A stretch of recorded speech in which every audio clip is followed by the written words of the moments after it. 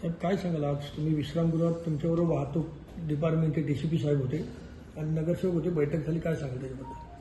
आज आम्ही जी स्टेशनवर दौरा केला होता मागच्या आठवड्यामध्ये, त्याच पार्श्वभूमीवर आणि पूर्ण ठाणे शहराच्या निरनिराळ्या वाहतुकीच्या तक्रारीबद्दल, त्याच्या नियोजनाबद्दल आज आम्ही विश्रामगृहामध्ये बैठक घेतली आणि वाहतुकीचे जे उपायुक्त आहेत वाहतूक शाखेचे ते या बैठकीला उपस्थित होते.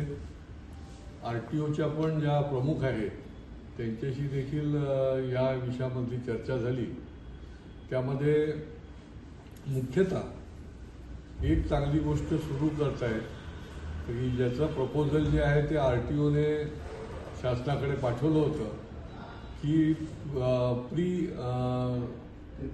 प्रीपेड रिक्षा, आणि ते प्रपोजल जे आहे ते आता सोमवारी मंजूर होत आहे.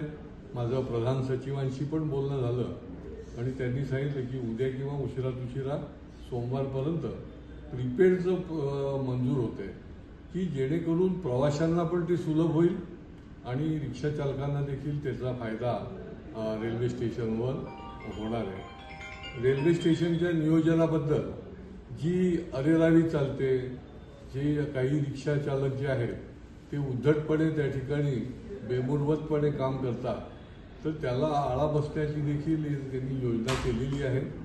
त्याचबरोबर RTOच्या प्रमुख जे आहेत त्या हेमांगिनी पाटील यांनी देखील मान्य केलं आहे की सकाळी गर्दीच्या वेळेला 4 तास 2 RTOचे अधिकारी तिथे उपस्थित राहतील आणि संध्याकाळी देखील गर्दीच्या वेळेला 4 तास त्या ठिकाणी RTOचे अधिकारी आम्ही उपस्थित ठेवू, जेणेकरून ही जी काही बेशिस्त निर्माण करणारे जे आहेत त्याला देखील योग्य पद्धतीने आळा बसेल. निरनिराळ्या ठिकाणी जे वाहतूक थांबे आहेत किंवा काही अनधिकृत देखील वाहन जे आहेत ते उभी राहतात, तर त्यासंबंधी देखील आमच्या नगरसेवकांनी, कारण या बैठकीला भरत पाटील आमचे नगरसेवक उपस्थित होते, त्यांनी कोकणीचे प्रश्न त्या ठिकाणी मांडले, त्याच्याही बाबतीमधले काही तोडगे जे आहेत ते त्या ठिकाणी जागच्या उपस्थित केले गेले. आमचे वागळे इस्टेट इंदिरानगर भागातले अमित सरैयाजी पण या ठिकाणी उपस्थित होते. सौ अनिता यादव या देखील उपस्थित होते. या ठिकाणी विशाल वाघ आणि नम्रता कोळींचे जे आता आमचे पदाधिकारी आहेत जयेंद्र कोळी हे देखील होते. आणि निरनिराळ्या भागातले प्रातिनिधिक स्वरूपामध्ये अनेक हे जे प्रश्न होते त्याला केवळ वाचा न फोडता त्याच्यावरची उपाययोजना देखील त्यांनी त्या निमित्ताने त्या भागामधल्या आमच्या प्रतिनिधींना सांगितली.